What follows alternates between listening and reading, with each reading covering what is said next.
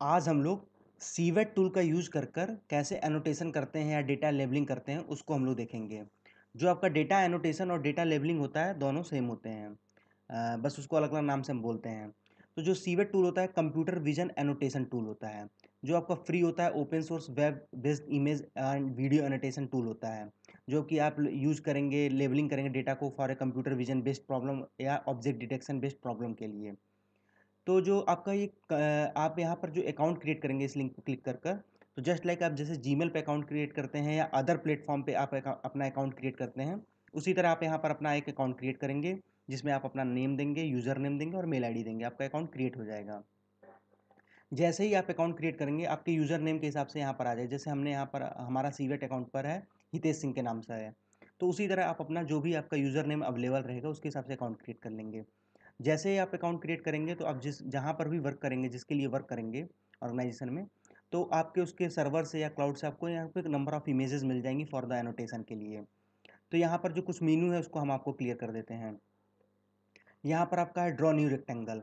तो जो हमने आपको लेबल आईएमजी टूल में बताया था कि आपको जो बाउंडिंग बॉक्स जो रेक्टेंगल बेस्ड एनोटेशन है उसकी जस्ट लाइक आपको यहाँ पर सीवेट टूल के जरिए भी कर सकते हैं। ये आपका सेकंड है पॉलीगन बेस्ड। तो पॉलीगन बेस्ड क्या होता है, एनोटेशन होता है जिसे हमने यहाँ पे पॉलीगन बेस्ड ही कर रखा है। तो जैसे आप एक ड्रॉ करते हैं इमेज को पेंसिल से आप ड्रॉ करते हैं अगर, तो उस तरह आपका ये पॉलीगन बेस्ड होता है, हम आपको यहाँ पे क्लियर करेंगे। और ये आपका है पॉलीलाइन। तो जो डिफरेंट तरीके के आपके एनोटेशन होते हैं रेक्टेंगल बेस्ड, पॉलीगन और पॉलीलाइन, वो सब आप यहाँ पे यूज करेंगे।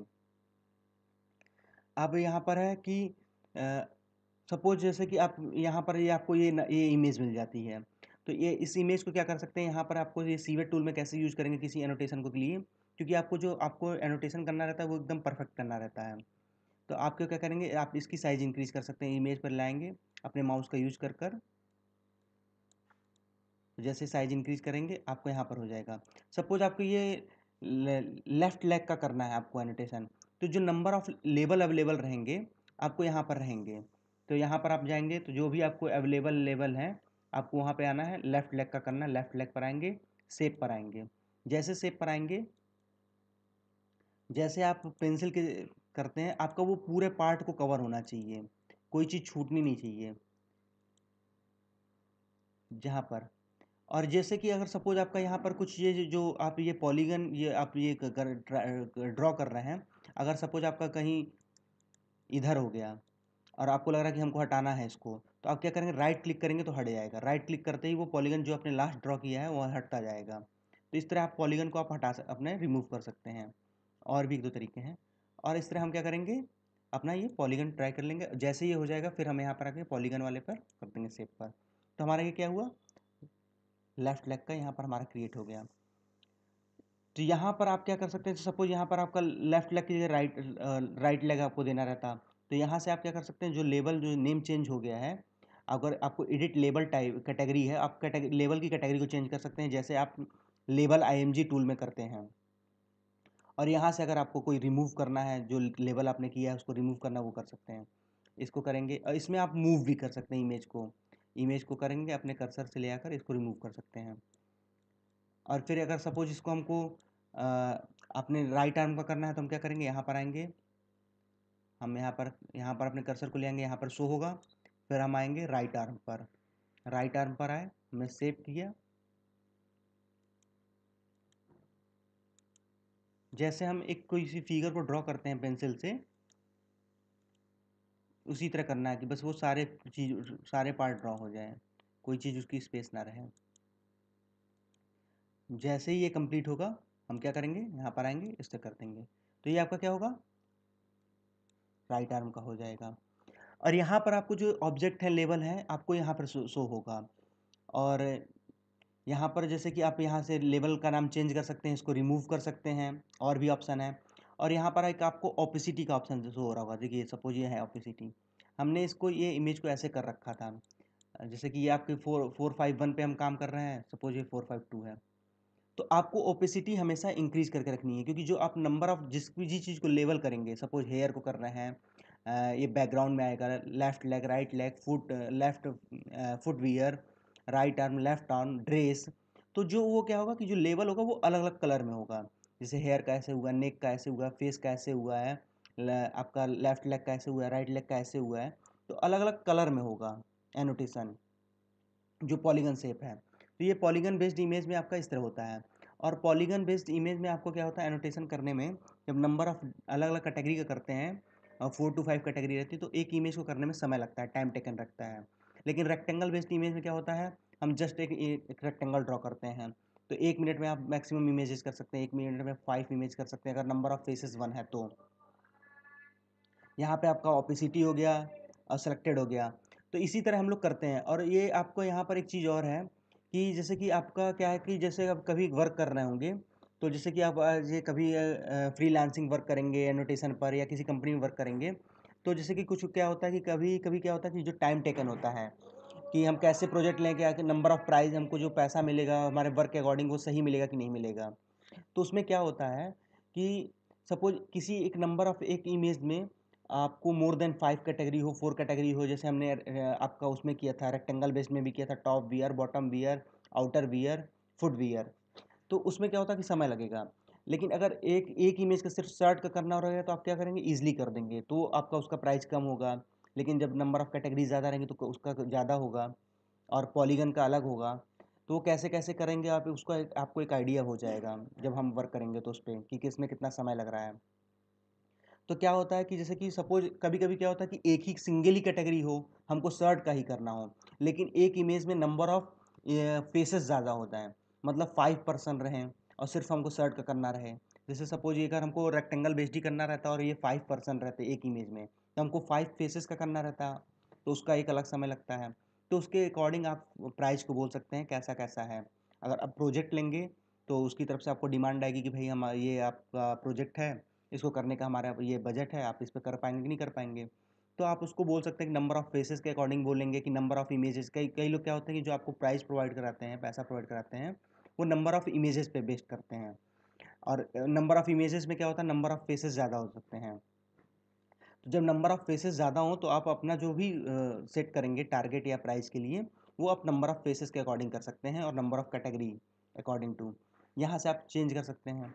और आपका और भी कई टूल होते हैं, जैसे ये सीवेट टूल है, उसी तरह आपका रेडब्रिक टूल होता है, वो भी जैसे AWS है, क्लाउड से आपको डेटा आता है, तो उसमें क्या होता है, जैसे इसमें मूविंग का ऑप्शन है, तो उसमें क्या होता है मूविंग का ऑप्शन नहीं रहता, उसमें क्या होता है इंक्रीज करना रहता है। तो आपको किसी भी आपको जो top bottom left left right का कॉर्नर है, वहाँ पे जाएंगे आप, माउस को ऐसे अपने इंक्रीज करेंगे तो वहाँ से इंक्रीज हो जाएगा अपने माउस का इंक्रीज का यूज कर कर। लेकिन ये है कि आपको आपका रेक्टेंगल बेस्ड इमेज क्या होता है कि आप विदाउट माउस का कर सकते हैं, लेकिन पॉलीगन पे करेंगे या रेड ब्रिक पे करेंगे तो आपको माउस की ज़रूरत पड़ेगी, क्योंकि आपको जूम करना रहता है और मूव करना रहता है, तो आपको इसके लिए जूमिंग का ऑप्शन आपको यहाँ से मिलेगा। तो ये आपको ओपेसिटी इंक्रीज करने का, जब भी आप वर्क करेंगे तो आप उसकी ओपेसिटी इंक्रीज कर सकते हैं। हम ओपेसिटी तब डिक्रीज करते हैं जब कोई दो कैटेगरी आसपास रहें, तो एक कैटेगरी को हम क्या करते हैं एनोटेट करने के बाद ओपेसिटी डिक्रीज कर देते हैं कि जो दूसरी कैटेगरी है जो एक दूसरे से टच है, वो हमको डिफ्रेंशिएट हो कि दूसरी कैटेगरी यहाँ तक है, तो हम कर सकते हैं। सपोज हम इसकी ओपेसिटी डिक्रीज कर दें, तो ये ओरिजिनल इमेज है, ये ओरिजिनल इमेज इस तरह थी। तो जैसे सपोज ये कैटेगरी थी, अगर सपोज ये एकदम सटी हुई, हमको लग रहा है कि यार हम यहाँ पर एकदम मिसमैच हो जाएगा, तो हम क्या करेंगे ओपेसिटी डिक्रीज करके उसको ड्रॉ कर लेंगे और फिर हम इसको बढ़ा देंगे ताकि कोई गैप ना रहे, कहीं गैप नहीं रहना चाहिए। देखिए ये परफेक्ट तरीका, परफेक्ट इमेज है आपको हुई है, एनोटेट हुई है पॉलीगन बेस्ड। तो सीवेट टूल का यूज करके हम लोग इस तरह एनोटेशन करते हैं। तो सीवेट जो आपका एनोटेशन और डेटा लेबलिंग है, डेटा एनोटेशन, वो कोई ज़्यादा टफ टास्क नहीं है, बस आपको डिफरेंट डिफरेंट टूल हैं उसका यूज करके कर सकते हैं। जैसे आपका जो दो मार्केट में डिमांडिंग है, लेवल IMG टूल है और आपका सीवेट टूल है। लेवल IMG टूल में आपको क्या है, सिर्फ आपको रेक्टेंगल बेस या अदर या उसको बाउंडिंग बॉक्स भी कहते हैं, बाउंडिंग बॉक्स आपको एनोटेशन प्रोवाइड करता है। बट आपको सीवेट टूल में आपको हमने बताया कि आपको डिफरेंट तरह का मिल रहा है, रेक्टेंगल मिल रहा है, पॉलीगन है, पॉलीलाइन है, आपका ये पॉइंट बेसिस है, तो इस तरह के आपको एनोटेशन कर सकते हैं। तो अभी जो सीवेट टूल में क्या है कि आपको यहाँ पर नेक्स्ट कर सकते हैं, यहाँ से आपको जो टास्क मिलेगी आप यहाँ पर जा सकते हैं, आपको जो भी है यहाँ पर मिलेगा, सेव कर सकते हैं, जैसे आपने कोई वर्क किया उसको सेव कर सकते हैं, फुल स्क्रीन कर सकते हैं, आपको ये सब ऑप्शन रहेंगे बेसिक बेसिक। तो आपको यहाँ पर जैसे आप होम मेन्यू पर रहेंगे तो आपको यहाँ पे टास्क का रहेगा, जो आपको ये आपको टास्क आई रहेगी, आपको जो भी एक आईडी पर आप क्रिएट हुई रहेगी, जैसे कि ये है, तो उस तरह आपको रहेगा। तो ये आपका सीवेट टूल का प्लेटफॉर्म हुआ। और आपको इसमें क्या रहता है कि कोई किसी भी पॉइंट को मिस करना नहीं करना रहता। जैसे कि यहाँ पे हेयर है, तो आप अलग से भी क्रिएट कर सकते हैं। जैसे सपोज हमने हेयर का किया होगा तो 3 टाइम किया होगा, हमने एक पार्ट यहाँ से कर लिया, एक पार्ट यहाँ से, एक पार्ट यहाँ से कर लिया। तो ये आपको इस तरह कर सकते हैं।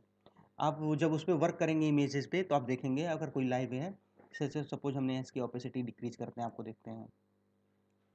हमने इसकी ओपेसिटी डिक्रीज की, तो देखिए यहाँ पे एक हेयर था, तो हमने क्या किया, आपने एक यहाँ से शेप लिया, हेयर लिया, और ऐसे ऐसे लाइन क्रिएट कर दी, जैसे हम एक पेंसिल से ड्रॉ करते हैं इमेज, उस तरह कर दी, आपका ये हो गया। तो आपकी एकदम परफेक्ट तरीके से ये आपका पॉलीगन बेस्ड आपका इमेज हो गया। तो इसी तरह आप डेटा एनोटेशन और डेटा लेबलिंग का यूज़ करते हैं सीवेट टूल के लिए।